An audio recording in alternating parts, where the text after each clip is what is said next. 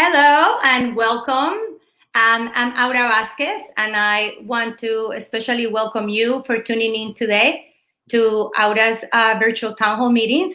I have started this now maybe for a year where I invite friends, people with awesome ideas that can foster a larger dialogue among ourselves, and it can also educate us and ignite action from our community. So again, my name is Aura Vasquez, and you are tuning in to Aura Vasquez VTH, so virtual town hall meetings. And today I have a super exciting guest. I couldn't be more excited to be hosting an incredible human that has been part of the Black Lives Matter movement, and that is also a research, also runs an institute in UCLA. So with no further ado, let me get here Isaac Bryan. Hi, Isaac. Thank you, Ada. Thank you, everybody. Thank you for having me. How are you? I'm doing all right. Balancing, moving friends. I've been sick recently, and then with all of the action that's been going down, I've just been extremely busy, but grateful to be here with you. And so glad that you're doing this tonight. Thank you so much. So for the viewers that don't, a lot of my followers and the people that watch my live stream are regular people. Some of them are very political, some of them are not. So why don't you tell us a little bit about who you are and how did you get here? Right. So my name is Isaac Bryan. I'm the Director of Public Policy at the UCLA Bunch Center for African American Studies. I also run the UCLA Black Policy Project at UCLA, and I'm the Policy Director for the $1 Million Hoods Project. I wear many hats. I community organize. I advise a few elected officials. I work very closely with Assemblywoman Sydney Kamlager. And overall, my work has been centered in the criminal legal system and juvenile justice. Mm-hmm. I got my start by working with federal monitors at the state level in Arizona to work on oversight issues with the Maricopa County Sheriff's Office. From then, I worked with Mayor Eric Garcetti in his Office of Reentry. Again, I work with the $1 Million Hoods Project. We mapped the human and fiscal costs of incarceration. And so this moment right now has been a moment that my work, my personal and professional experience have been speaking to for some years. And so the ability to have a voice in this moment and to be out in the streets, really calling for defunding the police and some of these other major policy reforms has been a really special time for me the last few weeks. Awesome, thank you. And I met you actually maybe last year sometime when I was running for city council. And Yeah. as someone that also has been a commissioner for the Department of Water and Power, I know how difficult sometimes it can be to change the system. And this Right. is an incredible moment where organizers and the movement for Black Lives has driven us to really bring about this idea of defunding the police. And a lot of friends have been reaching out to me to say, are we really defunding the police? How would that look like if we don't have any more police? Or is it going to be crazy? What's going to happen? So before we move on to kind of dive into that conversation about what our imagination is calling us to do, I want to ask you to walk us a little bit through the history of how did we get here? Why we're asking to defund the police right now? I think that's a great question, and it's a question a lot of folks are asking. And to clarify for some folks, the defund police movement, the divest from law enforcement, justice reinvestment, whatever you want to call it, this moment of taking resources from law enforcement agencies and redirecting them to institutions of care, institutions of healing and economic opportunity, housing, etc., is not new. Mm-hmm. Folks have been at this for decades, right? It's just been called many different names. And so in this moment, the idea of moving law enforcement resources to those institutions, we saw a catalyst in the murder of George Floyd and Breonna Taylor and many others. And it's a catalytic moment that we've had many times before. I can think of Michael Brown. For those who have been with us for a long time, I can think of 92. We have the 60s. This is that kind of a moment to really push radical reforms in. So for those who don't know, Mayor Garcetti has already offered $100 million to $150 million in LAPD resources to be reinvested into communities of color and specifically Black communities. And that's a historic move. But I think for those of us on the ground, we don't believe that it's quite enough.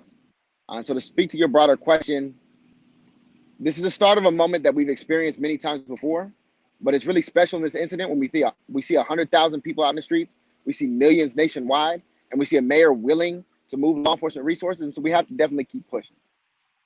Absolutely. And I think you're mentioning something that is really important, that this isn't new. And personally, as an Afro-Latina, I am sick and tired of sharing "I Can Breathe" or another Black man die, or another Black woman, or another Black trans die in the hands of the police, where there's no a real excuse for it.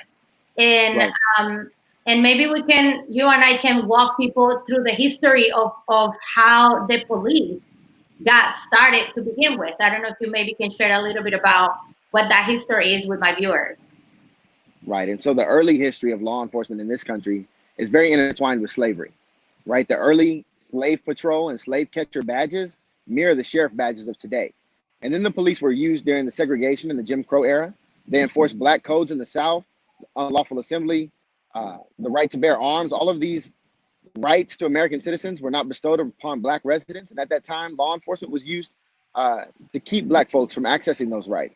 I think of the March on Selma, right, and the beatings that happened during the civil rights, where law enforcement was used to suppress peaceful protest then, right? And so there's a need for us to think reflective on our history, and that history and how it's interacted with Black communities. And for Black communities and many communities of color and indigenous communities in this country, the history of law enforcement has been closely intertwined with harm. And for many, many years, it's been lethal harm. And most recently, we have seen that lethal harm really manifest again in the murder of George Floyd, Breonna Taylor, and many others. Yeah, absolutely. And I know that this term, defunding the police, has made a lot of people uncomfortable. Right. And even personally myself, at the beginning, I had a hard time even wrapping my head around thinking about how are we going to defund the police and why. And I see in the comments a lot of people kind of what I call tippy-toeing around the idea of defunding the police. Right. And I just want to offer something to people. We have a system that has been built on racism, and we have a system that we cannot reform. We literally need to burn it down to the ground and rebuild it all brand new all over again. At least that's how I feel. I don't know how you feel about it, Isaac. And for a lot of us that are uncomfortable with this idea, I encourage you to go back and sit with yourself and figure out why you're feeling uncomfortable. Because this is a body of services, the police, law enforcement, that has not, in a lot of ways, has not been really providing, at least for people of color, for Black people, Latinos, indigenous people, have not been providing the service that they said they're supposed to provide, which is protection. When you have people dying on the hands of the police, I don't call that protection. And when they are walking away without any penalties or any accountability, that's really troublesome. So what do you say to people that are uncomfortable with the idea of using defunding the police? Yeah, I think to your point about burn it down, I think more importantly, or equally as importantly, is what is their function today? And right now we're asking law enforcement to be our mental health providers. We're asking them to be our child welfare providers. We're asking them to interact with our unhoused, our houseless populations. We're asking them to interact in many, many situations that you can't train for, that you really need to have the lived and professional experience to handle. And holding a badge and a gun doesn't always handle these situations in a way that other emergency service providers could do. Speaking of our unhoused population, I think about Los Angeles, where we have 30,000 individuals who sleep on the streets, who are disproportionately Black, 40% or more are Black. I think of the county where over 50,000 individuals sleep on the streets every night, a disproportionate share Black. And I think about law enforcement data. In 2012, 12% of LAPD arrests were somebody who was unhoused. Yeah. In 2018, 2019, it's over 20%. That's 1 in 5. We're using law enforcement, and we have been using law enforcement to solve social problems. And then that's not what law enforcement was designed to do. And I think we can have healthy discussions about what, in fact, law enforcement was designed to do when we know the history of protecting property rights and the history of slave catchers. But irrespective of that, we know what they are doing. And what they are doing is something that we could divest that $1.8 billion, or at least a substantial chunk of it, into other institutions, other community-based services, other interventions, and get better outcomes. So if we want to invest in the civic institutions that are really helping and healing our people, I think we need to continue to question, is law enforcement the agency that should be drawing 54% of our discretionary general fund dollars? And I would argue that it's not. And that's a really good point that you're making. But for some folks that are watching that are not from Los Angeles, so right now, the city of Los Angeles is working on their budget, and 54% of our budget is going to the police. Right. You know, we have schools. We have a dilapidated healthcare system, not just here, but nationally. And I want to remind us that this system or the money or the way that we allocate funds locally really trickles down from the federal government. This is a mirror of what's happening nationally as well, where we have militarized, resources, for example, and where they also get a lot of the funding that could be going to schools or to healthcare or to mental health or other services. I like to say that this is kind of looking at the glass half full instead of half empty, or investing in the positive things that our communities have, and not in this idea that we're bad and that we need to be police all the time, which I personally don't believe that this is who we are. So I guess my next question to you, and I see a lot of questions on the chat that I don't even know where to begin with the questions, but talk to us a little bit about the budget. I know that you're being very experienced, and in your institute also, in the institute that you direct. Oh, we lost Isaac for a moment, but I just want to continue saying that right now Los Angeles is going through a budgeting process. 54% of our budget, $3 billion, is going to the police, and $150 million that the city of Los Angeles and the city council and the mayor is trying to find to take away from $3 billion that actually they're getting this year. It sounds to me like school supplies. Wouldn't you guys agree out there in the chat? Like, please make your comments heard. And we're not stopping here. So what are we asking our city to do? I think what we're asking our city to, first of all, I apologize for getting cut out. I was looking at the chat and ended up exiting out of the app. But y'all have a lot of great questions, so I'm looking forward to having this conversation. I'll bring the questions in. Don't worry about it. I'll have them on the screen. I think right now the city of Los Angeles is asking 16,000 workers to take a 10% pay cut across many, many, many different departments to save money, because the COVID-19 pandemic has forced an economic crisis that our country, that our state, that our county, and our city haven't seen in a long, long time. Yeah. Officially, it was announced 2 days ago that we've been in a recession since February. In California, the state, that means $50 billion in deficit this year, when we had a $20 billion surplus in a rainy day fund, right? And for the city of Los Angeles, we're not sure exactly how that shakes out, because there are so many taxes that have yet to be counted, that we're not sure of people's spending habits and other forms of sales tax that the city relies on. And because of that, the furloughs happened across departments except for LAPD. Hiring freezes happened across the city except LAPD. Instead, LAPD was expected to get a $200 million increase, as Aura mentioned. It was 100 to 200 million. There was 200 million of overtime pay allocated in the LAPD budget just right now. I've been in those budget meetings where different departments come before the city, come before the mayor, and they argue for the resources that they need. And every time I don't like the word lobby. It sounds dirty. Maybe it is dirty. They advocate but for I'm the resources about that they to need. tell you some stuff about the money in politics, so be ready. I have seen righteous advocating before. I have seen even city departments go before the mayor's office or go before others and make a claim of why they need more resources, and they legitimately do. For example, I can think of the finance department. This is something simple, but when we legalized the cannabis industry statewide, but we didn't legalize it federally, it meant that people weren't allowed to bank in the major banks. So the finance department for the city, in setting up the city's cannabis industry, had to count money by hand. Yeah. So they might ask for more people to count money by hand, and that would make a lot of sense. But LAPD, their asks never seem to make that much sense. They're almost always for equipment, always for additional labor, despite the fact that they have over 10,000 to 14,000 strong. I'm not sure, depending on where I can get the estimates. I've seen as high as 14, but I know for sure they have 10,000, including many civilians as well. And so the question is, why do they need an additional 120 million at the same time that law enforcement agencies across the country and LAPD are exacerbating inequities and using lethal force in a way that costs people their lives so visually and so visually for so many of us? LAPD, and then I will shut up. LAPD released a report, a self-reported report on use of force incidences across the country. And they compared themselves to other major departments. And the way that they showed the descriptive data was in their favor, but there's one thing that you couldn't manipulate in any kind of way, and that's the fact that they had more lethal shootings than any of the other major cities, right? That's Absolutely. Los Angeles. That is LAPD, and you don't get rewarded with $150 million because of that.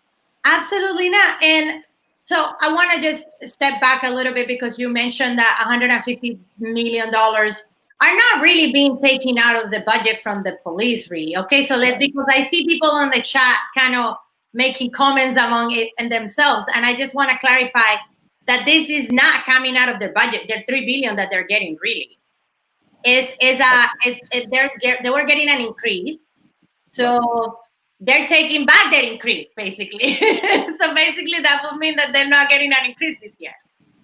And even so, in the standard LAPD budget, there's a line item for police brutality lawsuits and other liabilities. They budget for this in advance because they have an expected amount that they think that they will pay out each year in civil rights violations and police brutality lawsuits. And I don't think we should be bankrolling police brutality. I think it's something that if it occurs and there is a civil lawsuit, especially if it results in loss of life and that comes from the department, it should come in a way that forces the department to reconcile with the behavior. And by bankrolling it ahead of time, we're costing taxpayers money that could be allocated to other departments and other resources, and we're enabling what is often lethal behavior. But that's not the only money that is being wastefully spent or misallocated. Misallocated. I think we can have a talk about military grade equipment that is being purchased in surplus by the LAPD and used on peaceful protests. We can have conversations about overtime pay. There are many conversations that I think we should have before we come at a number, if it's not the 1.8 billion that the department gets as a whole, that is equitable and should be reinvested into healing, opportunity, and care. I wanna dive in a little bit more about the money and why this pull and push and who gets more. And you have worked in the mayor's office. I have my fair share of experience there, and it so happens that sometimes the louder voice is the one that wins. And I want to believe that the louder voice is always the people's voice, but sometimes it's not. So, and this is a tricky conversation that we're about to enter, because we live in a state that prizes and supports labor. We want to support organized labor, but we also need accountability. And I had other experiences with not just the police union, but with other unions where you see this behavior, for example, at the Department of Water and Power, where we have a very strong union and we see nepotism, racism, we see all sorts of misbehavior also happening, being under protection of the union.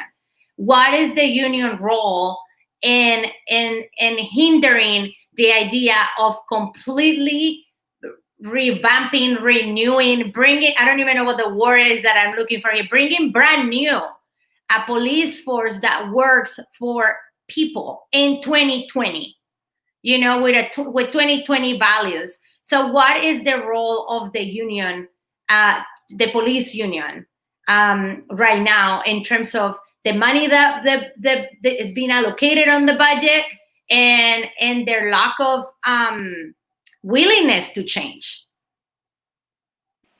No, that's a great question, and it's rooted in this reality that our police unions have a tight grip hold on our city and our municipalities. They give money to elected officials. They influence policy. They have 14,000 voters who are union members. They have strong hold like a lot of our unions. The difference is that police unions don't often represent the equitable values and the progressive values that the municipalities that they serve in do. And I think our police unions here in Los Angeles are reluctant to change because the status quo has worked out for the growth of the department.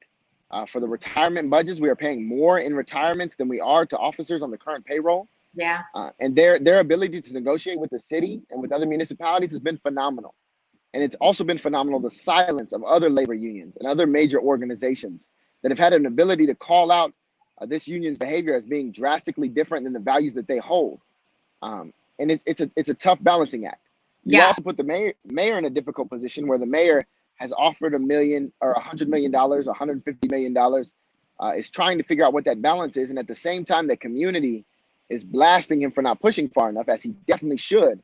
You have the labor unions pushing him out, calling him by his name, right? Calling him out by his first name, irrespective of his title, right? Really disrespectful behavior. And it puts decision makers in a tough position. Where are they beholden to 100,000 people out in the streets who marched on Sunday with me? Or are they beholden to the 14,000 who are well organized and paying union dues that negotiate with the city? And that's a very difficult position. That are showing up all the time, that have their galas every year. Absolutely. Well, and let's just remind people that in Los Angeles, we have a very strong city council governance system. So our city council is really strong, and the mayor, in terms of power, now that the mayor is not strong, I actually don't know if he's strong or not, to be honest. But in terms of power, the city council has a lot of sway. And Nuri Martinez, who is the president of our city council, has also received a lot of money from the police union, and I think all the city council members have got money from the union. So this is also something that we need to think about when we are organizing and when we're having all these discussions about what is it. So I want to bring this question here, which is, aside from defunding and reinvesting, which is basically what we want, are we having a discussion about dismantling the police, which I think is what's happening right now in Minneapolis, is what the city council there is trying to do. So what are the conversations here in LA around dismantling the police? Yeah, I think defunding and dismantling are one and the same conversation. I've been talking to a lot of folks, and they've been asking me, from news outlets to everyday folks to other academics, what does defunding the police mean? And so I clarified it as best I could earlier. And defunding the police means reinvesting resources that are currently going to law enforcement agencies, mass incarceration in the carceral state, and reinvesting them in institutions of opportunity, healing, care, and service. Does that mean all the money the police get? It depends on the political imagination of each jurisdiction. And I think in Minneapolis, you have seen that imagination result in a dismantling of the police. And if we have the courage here in Los Angeles, we'll see the same thing. I'm not sure that we will, but I know that these are the same conversations. It's really just about how organized will the people remain, and what is the political courage and political will of our elected officials across this country. So if we defund the police and reinvest in communities and dismantle the police in Los Angeles, who will protect us? I think that this is the question. This is like the elephant in the room that a lot of people are thinking about. Because people think that defunding the police and dismantling the police means that we're not gonna have any more police presence or police force. And I think the conversation then shifts around the DA accountability, how all the loopholes that protect them from going to jail when they misbehave, they protect themselves. Also, there is also all sorts of nepotism also happens in the police department. When they beat up people on the street and they don't get caught on camera or on the phone or so, nobody knows. There's little accountability. So how are we thinking about a police force or these other pieces besides reinvesting in communities? All these other pieces that can make a policeman that is not so great accountable, or all of them for that matter? No, I think we're entering kind of the merging of two different conversations. One is the reformist abolitionist conversation, Mhm. which I think is a healthy one that the movement is having right now. Can we just make the police better? Or do we need to dismantle our police departments? Right. And I think both of those conversations belong in the national dialogue, and they're certainly in the national dialogue and in the current movements in the streets. I personally believe we are past the point of symbolic reforms. We are past the point of training, right? We need to downsize. Yeah. And what downsize means to me can range. It's certainly more than 150 million. I can promise you that. With millions of people in the streets nationwide and hundreds of thousands, if not millions, just here in Los Angeles, it's more than 150,000. Is it the entire police budget? I'm not sure we have that political imagination, but we Right. certainly need it. We certainly need it because there are a whole host of other emergency responders who could be responding to incidents like this. I think of the Crisis Act that's in the Assembly by Assemblywoman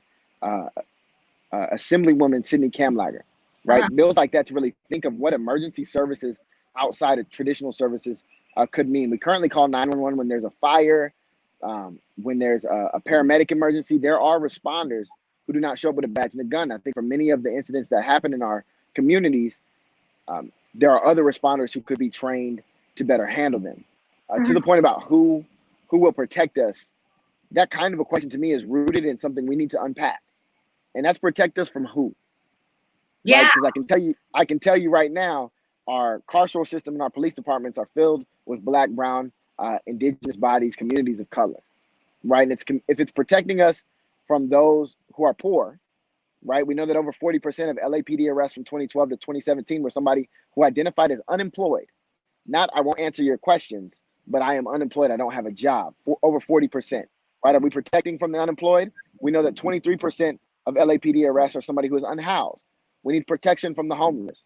We should invest in housing. We shouldn't invest in other social services. They don't need other services. They should be arrested for the crime of being poor and living on the streets, right? So I think when we ask who will protect us, the question remains protect us from who? And Yeah. why do we feel that way as a society? Because historically, the who has been Black, brown, indigenous, and other communities of color. And it's rooted in systemic racism that we have yet to face. And part of the reason we haven't faced them is because we haven't been brave enough to invest the resources that it takes to face them. I absolutely agree with you. And some of my favorite trolls have entered the chat, and basically they are they're saying, so does crime, instantly disappear? And this is what I have to. This is what I want to offer to people that think that crime is gonna instantly disappear if we dismantle the police or if we defund them. If we invest in the good things that we need, if we invest in communities, if we invest in better education, after school programs, if we invest in housing that is affordable for everyone so that people don't end up living on the streets, if we invest on violence prevention, on mental health, education and support, believe me, we're not gonna need that much policing, because we're gonna be watering the good seeds that are in all of us. And I know that this is hard for us to believe because we have been taught that we're bad, that people of color are bad, that when that going to a Black neighborhood is dangerous, or where people of color live is the ghetto. And again, we really need to start decolonizing our minds. If anything, guys that are listening to me today, and I see a lot of the hearts, thank you, is that we all need to start confronting our own biases and our own racism. Because as maybe the police might be the problem, we are the problem as well. They're there for a reason. So I encourage you to go out there and sit with yourself alone or with somebody, or have a conversation about your own biases, because this is the result that we've seen. This is that, just happening by itself. Somebody made a comment that I'm entertaining, which is there should be a website for bad cops, just like one for the sexual offenders. So I think that is that's meme worthy and it's funny. But from a policy standpoint, I think we can even do better. Right here in California, officers who are fired from a department for misconduct, for brutality, for any kind of misconduct, and just for some background, to fire somebody from the LAPD, here's the process. Yeah. Officer commits malpractice or misconduct. The chief goes, I think you should be fired. I want you fired. That officer can still appeal before the Board of Rights. And the Board of Rights is a tribunal type convening. It's done in secret. It has 3 civilians and 1 clothed officer. And often those civilians, I'll air quote it, are former law enforcement themselves or have close proximities to the union. The union handpicks a lot of civilians who apply for these positions. That way that they will uphold what's in the best interest of the officer who's being disciplined. So the chief can say, I want you fired. They can go before the Board of Rights, and the Board of Rights can say, we don't think this person should be fired. And they still exist in LAPD's department. But let's just say they do get fired. Let's say the tribunal goes, you know what? I think you should get fired. The chief says you get fired. You did something really bad. You should get fired. You can go to a different municipality and apply to join their ranks as well in California. You can be a police officer in a different city, even after that process has already occurred. So when you talk about a website for bad officers, I think we should close the loophole that allows bad officers to continue to cycle from department to department. We saw that in the case with Tamir Rice in Cleveland, Ohio, where the officer who shot and killed a child with a toy gun got employed at another department. You shouldn't be allowed to do that in California. You shouldn't be allowed to do that anywhere around the country. So in addition to the defunding, divesting, dismantling conversations that righteous and should be having, we should also have some about just the really sensible loopholes that law enforcement agencies are exploiting right now, or bad officers, I should say, that allow them to remain in a profession that they have proven they are unworthy of. Absolutely. So can we offer people maybe a country or a city or a state that is really headed towards the right direction in terms of revisiting the idea of what our police force does and how they need to behave with us? I'm trying to move away from reforming, because I don't think that that's what we want. We want to just have it brand new. Let's just take it from the top, and like do it all over again, bigger and better, and maybe even bigger and better for the police also. So do you have any examples or anything that we can offer, the viewers here, so that they can take a look at maybe other cities or practice, or even maybe other countries? Right. So I think other countries is probably the best way to look, because when you look at the United States, we're looking at an incarcerated population of 2.3 million people, which is unlike anything in the rest of the industrialized world. The rate is off the charts. The amount of people is off the charts. And it's been because our carceral system has been rooted and intertwined with the oppression of communities of color and also poor communities and indigenous communities. And other countries don't have that same history or baggage. But even looking in the States, you can look to municipalities like Camden, New Jersey, and others that are not doing it perfect, but have been exploring the ideas of how to change the department in different ways. You can look to Minneapolis right now, a city council that was bold enough and brave enough to say, we will end the policing contract in our school districts. And I'm going to stop there for a second, because in LA Unified School District, we don't have a contract with LAPD. We have our own police force, right? It's the largest school police force in the country, over 400 sworn officers, and a budget of about $67 million a year annually, right? Here domestically, Minneapolis has said no more police in schools. Right. The Minneapolis Council has said, 9 council members have said, we are going to vote in favor of defunding the police. I don't know that you would get a plurality of the LA City Council to make such a bold claim out loud. We need to get the police out of our schools. I said, let's just call it for what it is. We need to.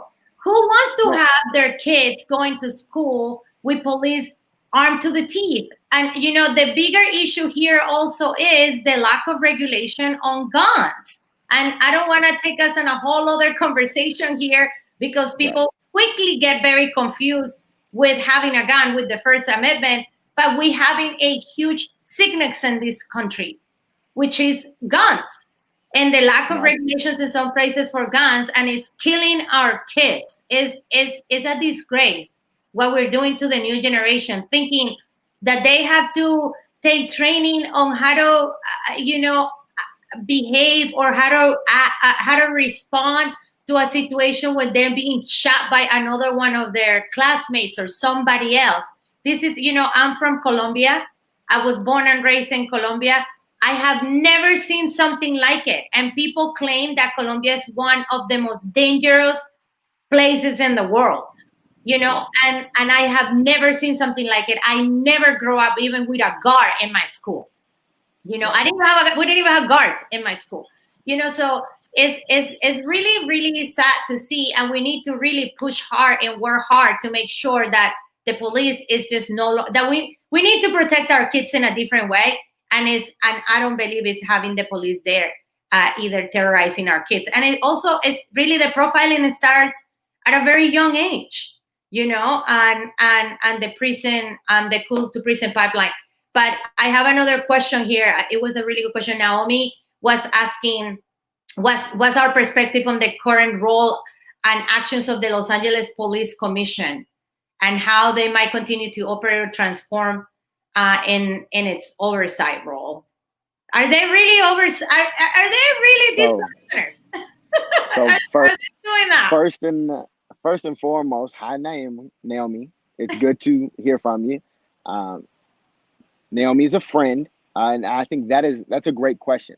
The reality is the police commission is a civilian oversight body, for those who don't know, of 5 commissioners appointed by the mayor to oversee the Los Angeles Police Department. And it's a complicated body. Some would argue that it's the most powerful commission in the city. Others on DWP would argue it's the second most powerful because DWP has its own budget. Yeah, don't talk too much about DWP because I was called to the principal's office many times. So I was a different type of commissioner, and I see other commissioners in the chat. They can testify on that. But regarding the police commission, the role of the police commission needs to be to investigate all of the calls from community very seriously. The police commission needs to open the budget for LAPD. That 1.8 million overtime pay, the money that's being spent on lawsuits, the money that's being spent on surplus equipment, what kind of waste is being happening. I think about the story a few years ago where you had the cadet training that was going on, where you had an officer involved in a relationship with a cadet that was unlawful, but you also had the checking out of equipment by cadets who were rolling around in squad cars, completely unregulated and unlooked at. I think of that specific example, but there are a lot of examples where I'm sure there is waste happening in the department, right? We need to look at this budget because if we're going to have a conversation about the function and the role of police in our society, I think we also need to have a conversation about waste. And we need to merge those conversations. And the police commission should be leading that. They are 5-star ranks above the chief of police. They are the highest ranking members of LAPD. And we have some amazing police commissioners. We have some that are less amazing than others, but by and large, they are a civilian oversight body that has the power to really push the department. And I think they need to leverage that power in this moment and be courageous where our elected officials won't be. Well, the other issue that I think is complicated is that we commissioners get appointed by the mayor. So you get reminded very quickly that you are there to serve the bigger agenda. So maybe also even thinking about these big commissions to not be appointed, but maybe being a little bit different. You know, I can tell you, I don't know how it's in the police department, but at least at DWP, we don't even have our own staff.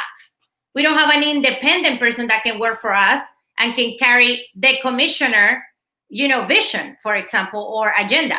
So it's quite difficult. And I don't know what would the answer be, because also getting a commissioner elected can be quite complicated, you know, and it also brings back the idea of who gets in power. So who has the money, who has, you know, back to the money and politics. So it really is complicated. What about having a commissioner that is composed by community members, by scientists, by policymakers, by professors? Like, is that something that maybe has been discussed before? I'm not sure if it's been discussed before. I think what you touched on in terms of elected commission members is definitely tricky, right? Because then you could find yourself in a situation where the Police Protective League, the union representing law enforcement officers, is donating heavily to the elections of certain commissioners, to the Oversight Commission. And that's a situation I don't think we want to be in. I think the appointed process is also tricky, though, because then you have folks who have a closer relationship with the mayor putting themselves in positions to be appointed. And that's just the reality of how politics goes. And I think neither is perfect. I do think the people need a greater voice in the process, if I'm being honest. And this might be a charter reform issue, but I think the city council or just the community at large should find some way to nominate, elevate, or speak into the appointment process. Right now, you have very, very powerful civic leaders in these appointment positions. That's usually how that works. Philanthropic heads, board members to foundations. those with major nonprofits, those with historic ties to the city, former deputy mayors, relationships to the governor. I mean, it's really about who you know, how you know, and the power you accumulated that get you on the commissions, and not always who's best suited to make these decisions. But irrespective of that, I think we have a solid bench of commissioners on many different commissions, including the police commission, which isn't perfect, but I think there is a plurality or majority of those who would like to do the right thing, who really want to do the right thing. And we need to support their efforts to do the right thing. And in this moment, it's looking at those budgets. It's Yeah. looking at any ways that we can shave money, especially over the 150 to 200 million that the mayor's proposed. If the police commission were to come out with a report looking at all of the waste that they have identified in the department, and it was more than 200 million, I think that would mean a lot to community. And I think those conversations need to be included in the dismantle, defund, and divest entirely conversations. Because right now we're in a moment where the country and where the world is expecting us to really change things in a transformative way. And we failed to do that in 92. We failed to do that in the 60s. And this is a moment that I don't want to let pass us by. And I don't think many other folks want it to just go by, and then we wait for another video of an unarmed person of color dying or a Black person dying at the hands of law enforcement. And before I move on to ask you, I guess, to just continue engaging in a further conversation, I just want to hear from the audience here. How do we feel about this? The current budget for the police is $3 billion. And we are taking away 150 million. So I want to just hear from the community and from the viewers, how are you feeling about this? Is this fair? Because as Isaac mentioned, I think this is the time to be outraged. This is the time to be mad. All of that hate that you have for your ex-wife, boyfriends, dogs that died, things that you got charged because you were not there, but you kind of did. Whatever it is, anger management that you need to take care of, this is the time to activate that for something good that is for the better of not just some people, but for all of our city. Because this is a decisive moment that we have in history where we can really enact change. So how can we do that? How can people that are watching this live stream, maybe right now or later, how can we help them get activated, or even better, what are some of the actions that they can take right now? Right. I think hopefully a lot of you are activated because you've been in the streets the last 10, 12, 15 days, right? And that got you curious about the topic, interested in how you can move with Black lives and stand for Black lives and really push for progressive reform. The first thing I would do is do your homework.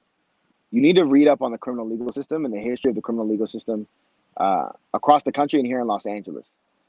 Just Mercy is a great book. City of Inmates by my mentor, Kelly Lado Hernandez, is a phenomenal book. The New Jim Crow by Michelle Alexander, required reading. I mean, These are really the foundations. You should do some reading. But in addition to that, you should look at international models. I don't want to glance over what we talked about earlier. In South Africa, they have restorative justice models that are really leading in the world. There are indigenous practices here in our own country in community accountability that have been leading the movement in the youth justice space that we might need to adopt across the whole criminal legal system. There are models in Europe and in other countries. I think of Norway, I think of other Scandinavian countries where incarceration doesn't look anything like it does here. In Germany, prosecutors move different. And I think we need to understand those best practices. But in addition to that, I think we need to do the contemporary history of what has happened to Black folks in this country and how does it align with the last 400 years of the relationship of Black peoples in this country to institutions, to our civic institutions, and particularly to policing.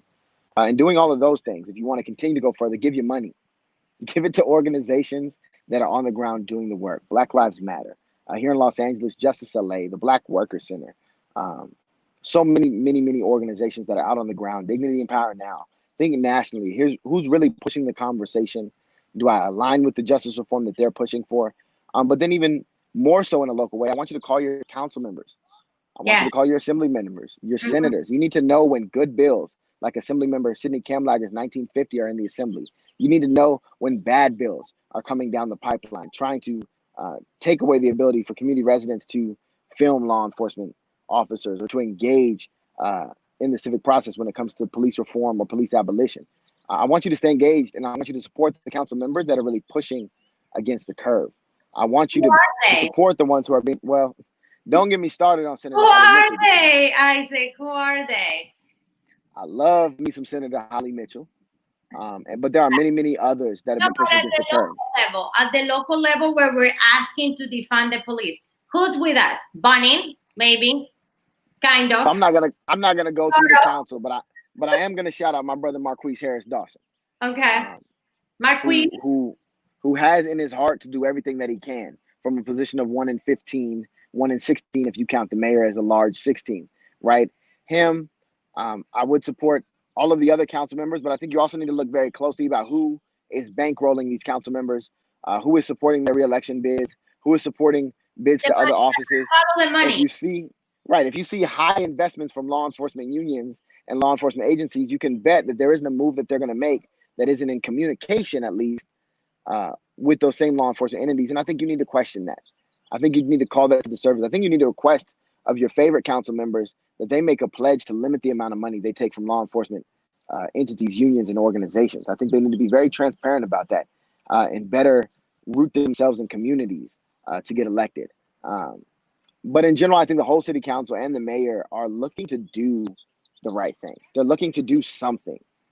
In the range of calls from dismantle the police department to take $100 million, they need to understand that folks are much closer to dismantle the police department, right? And from that standpoint, especially after Chief Moore mentioned that looters in Los Angeles, those in the streets, had as much blood on their hands as the men who murdered George Floyd on camera, that right there, people were calling for his resignation. People were calling for the mayor's resignation. And when you have calls like that, you really have to start thinking about radical reform.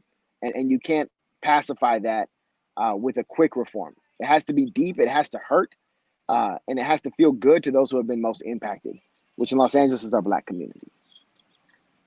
Yeah, and I want to make a point about the city council members and who you support. And as someone that, I have been an activist and organizer since I was a child. And when I became a commissioner for LADWP, it really changed my perception, because it was not just about what I wanted to do. I needed to take care of the people of all of the people of Los Angeles that paid the bill. Right. So it's a tricky situation, but it takes bold action. And this is not the time to be scared. And this is not the time to do what's popular. This is the time to do what's right and what is needed. And like you said, radical reform or radical change is needed right now. It's in the air. And, it kind of presented its perfect opportunity with COVID-19 and people being home and so many people being unemployed, and most impacted people of color, being most impacted both by the health aspects of COVID-19 and by also the losses of work, and now seeing the death of George Floyd in the knee or the hands of a policeman, and not even in national news, and just in the internet. It's been something that has been really affected as a whole, this movement. And that, again, I really hope that people wake up. There is a way for you to look at who's getting how much money. You can go to the ethics website here in Los Angeles and find out who's getting how much, and you'll find out way more, in fact. Just not what about the police, but a lot of other things.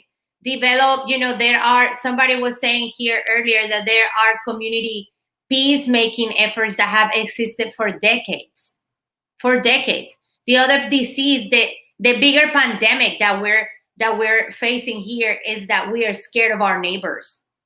We need to build community. And this is number one, this is organizing 101. You need to get to know your neighbors. You need to get to know your community and work with them. So let me see here. There's a lot of comments and a lot of questions about transparency, the budget. And I guess for you personally, how is this moment? I mean, you are somebody that has worked on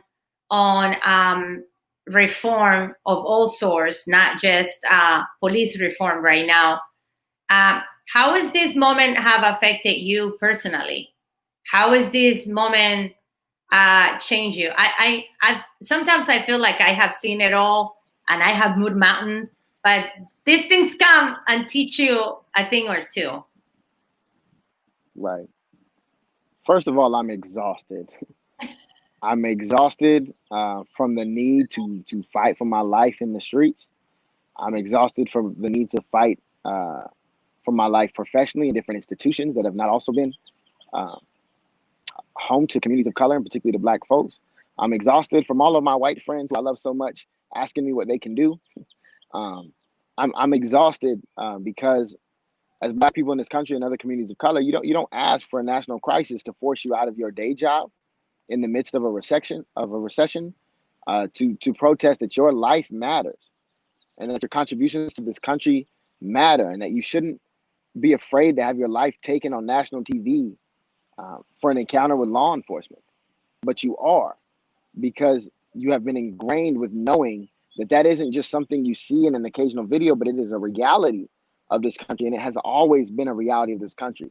So in that respect, I'm exhausted and I'm tired, but I'm also incredibly optimistic because there's something about being out in the streets with thousands of people that reminds you that you are watched out for, you are taken care of, you are supported. And Aura, I saw you in the streets twice, so give you your stripes where they are deserved, because showing up and showing out beyond just your favorite protest picture, but to really be a catalyst for change and somebody along with the movement who's going to be here even after the media attention starts to die down, because you know it will.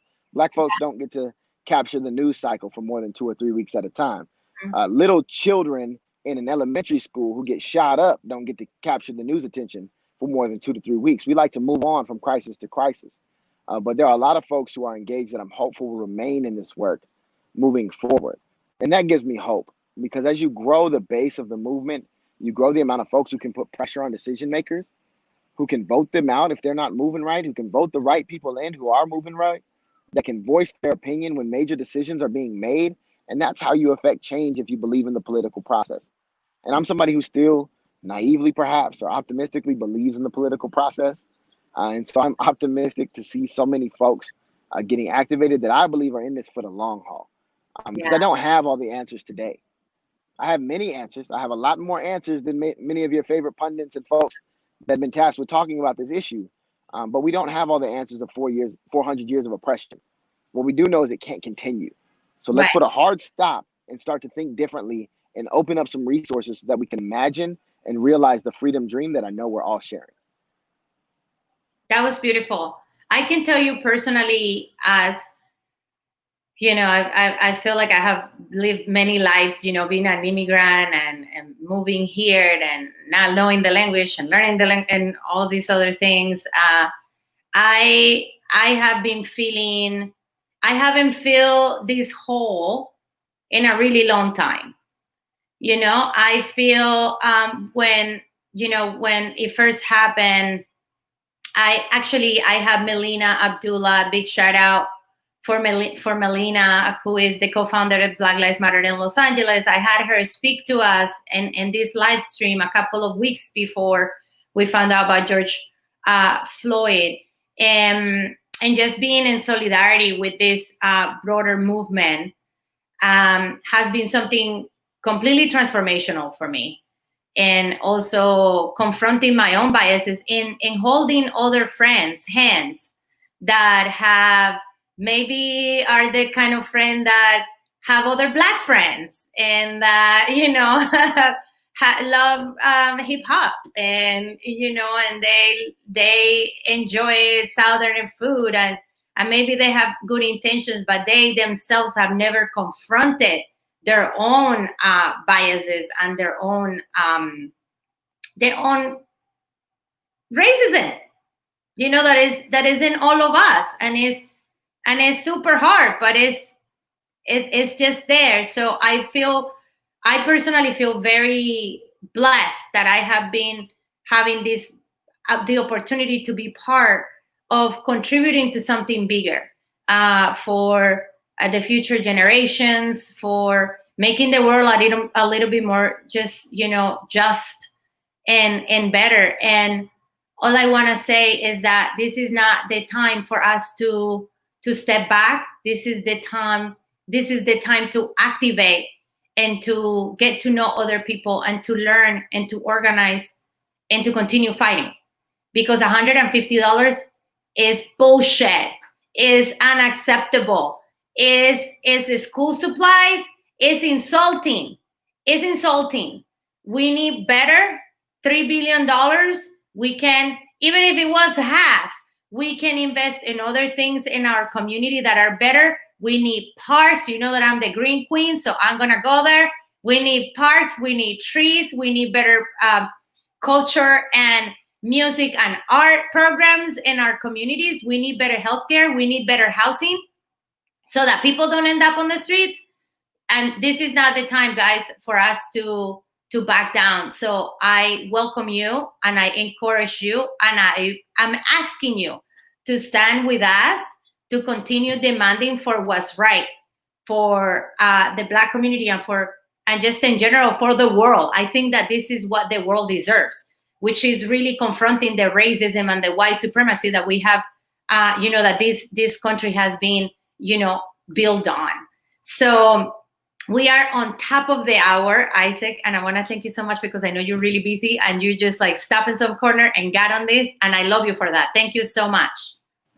I'm sorry for stopping in some corner. I should have a suit on and be in a green room in my home, which I have yet to set up. But I'm grateful for what you do. I'm grateful for you having me, and I hope this conversation was insightful for some of your viewers.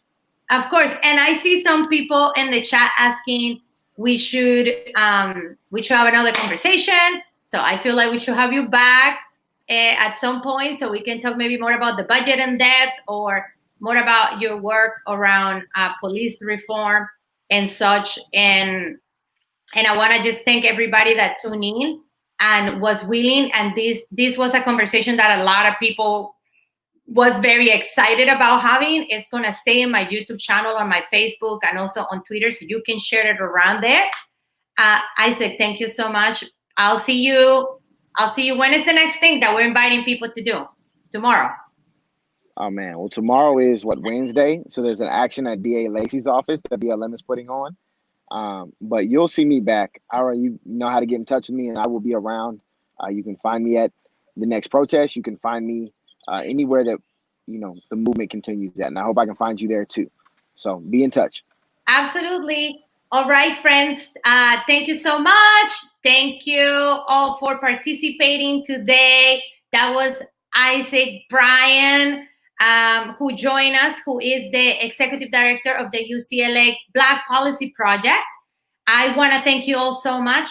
You can always follow me in my social media if you want to get more information about what I'm up to or what's going on and how you can best support. Also, you can go to Ready to Help Get Involved and a bit.ly link and join us as we learn how to organize, as we build community, as we create a dialogue, and as we also activate and take action. I want to thank you all so much for being here today. I hope you have a blessed day. The conversation always continue on social media, so keep bringing your questions. Share this message with friends and with other people that you think that might be helpful, and we will talk very soon. Have a great day, you all. Bye.